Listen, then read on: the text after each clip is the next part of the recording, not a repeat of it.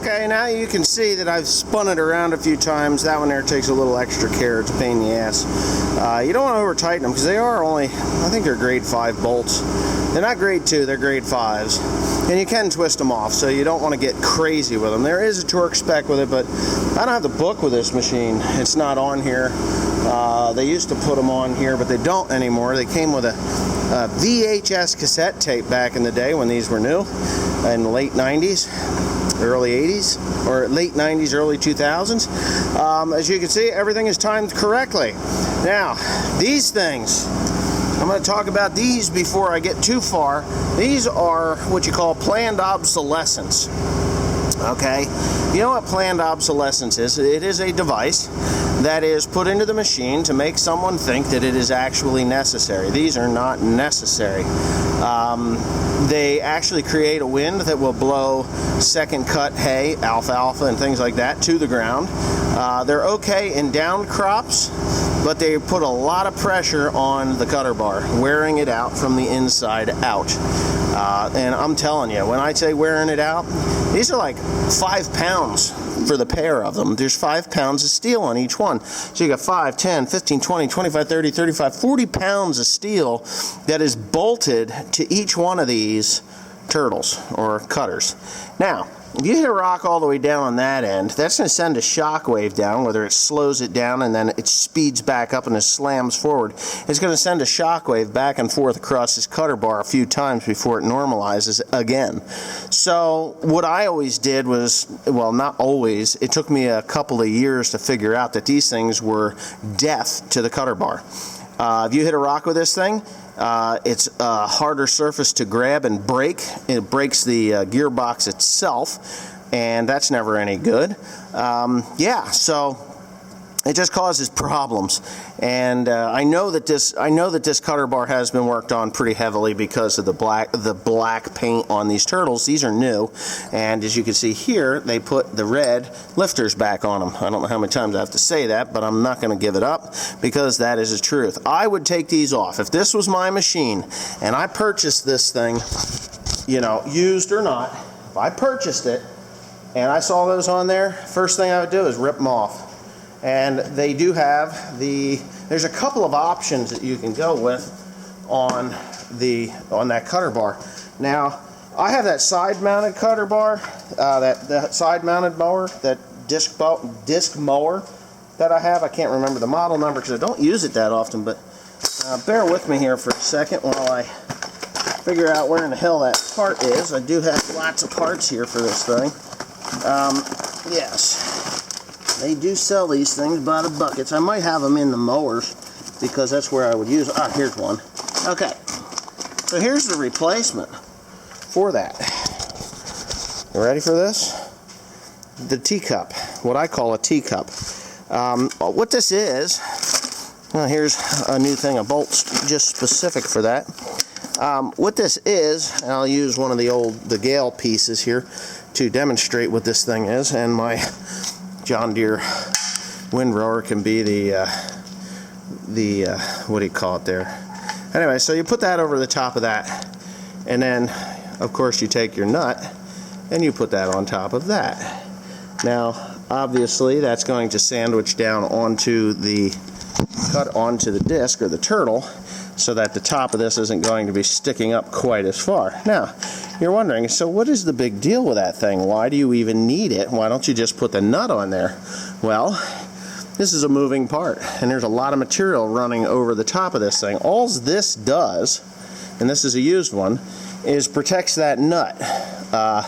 That's it. It protects the nut. Not because it's going to cause the nut to fail, but when you do have to change the knives, you need to be able to get a socket on there. So what I always do is take a screwdriver or an old welding rod or something, and I clean that out, and then I can put the socket on the nut and it sits down inside there. If you don't have that teacup on there, and I have had the unfortunate necessity to go ahead and put them on without that, when I hit a rock it would break the bolt off, and then you just put it together with just a nut. By the time you get back to the farm, the edges of this nut are worn completely off, and you can't even get a nut on there or a socket on there. You end up torching it off. So again, the voice of experience is, you know, talking here. I've got a lot of experience with these things. I've got, I don't know how many 1,000 acres under my belt with these machines and other ones similar to it. So that is what they're for. They are the bolt protectors. Now, why don't they have them on here for these? Well, don't need it. Oh, here's a prime example. Okay, so you got the lifter here, and that's protecting this bolt that you use, you know, the bolt that holds on the knife. But then you got the one that's over here. You know this one? The one that's all rounded over because material is laying on top of here. Yeah. So that's what that's all about. That little teacup protects these. When you put these on, you actually remove this bolt. This bolt can go in here on top of the teacup, and you use the same nut on the bottom, and you don't waste any bolts. But these bolts are worn so incredibly bad. Whoever put these on these turtles, they should have threw these away and put new ones on, because this is going to be next to near impossible to take off unless, well, I guess it wouldn't matter. You have to take the whole turtle off anyway, and you just spin it off from the bottom. There's a nut on the back side of that. So, but anyways, if you've got one of these machines and you're experiencing some problems like a lot of sloppiness in there, that is wear that is going on, and this is the culprit. This is what's causing the planned obsolescence. So now that I've ranted enough about this part, and I do have it all back together again so that it's kind of normal, it's time to attack that one. That one shouldn't take too much. It's just going to be a little. It's just going to be a little awkward to get the tower up. The tower goes up, the shaft goes up, the turtle comes off, and then I can drop everything down, out, and away. If I remember right, this may be a little different than what the. I think it's a little different than what the Gale is. The Gale is a little more difficult. That's a dual drive. I believe it's a dual drive. If it's not, yeah, that's a dual drive. But anyways, yeah, here we go. Let me shut up and get to work.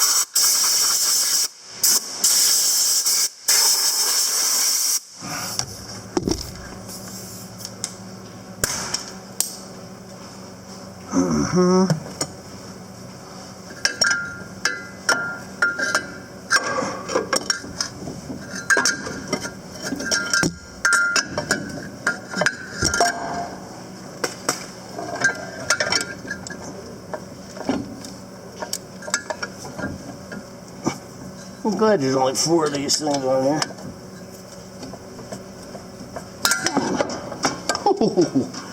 All right.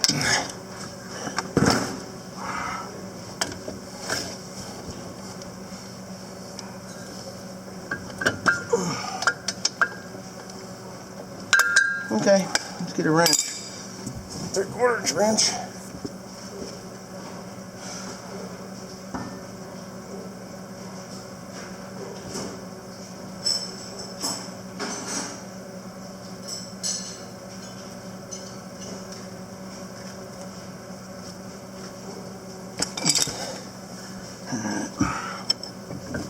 Just gotta get this thing broke free here.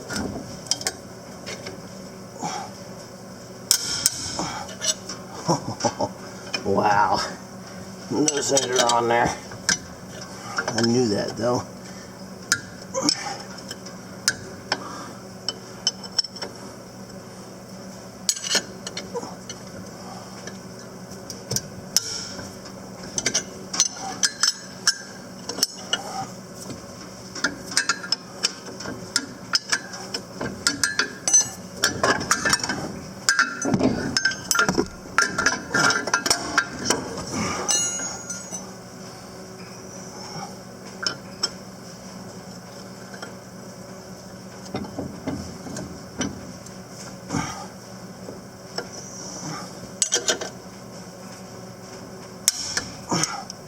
You know, things crack free.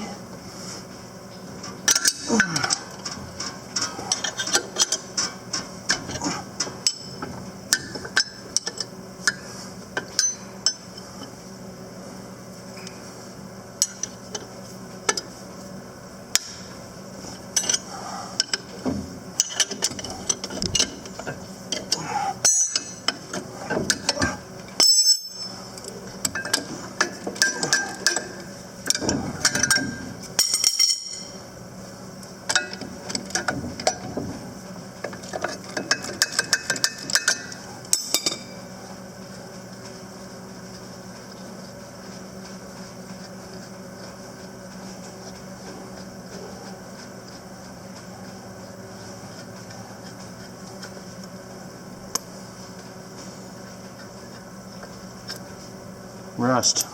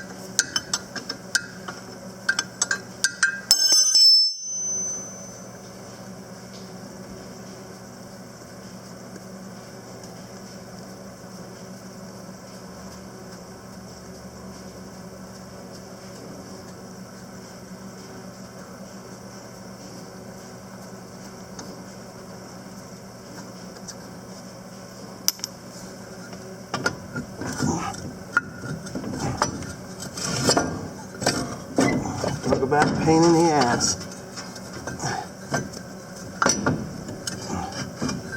Okay.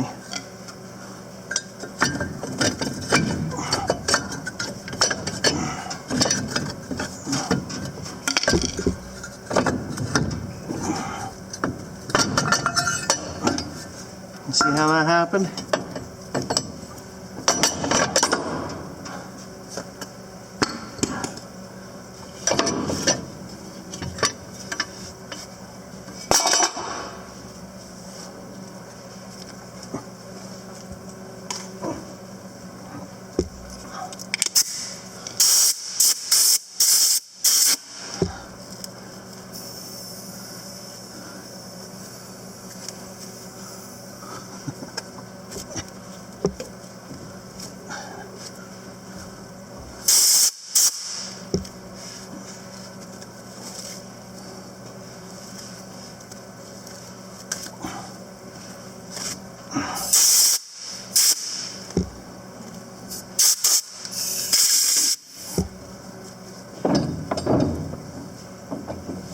Okay.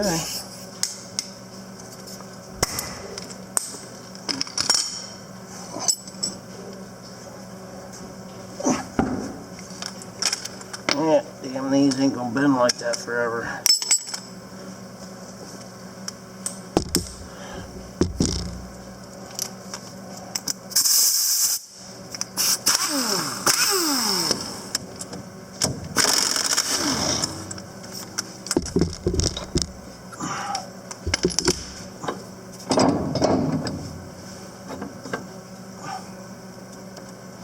junk. I don't know if it's junk or just junk.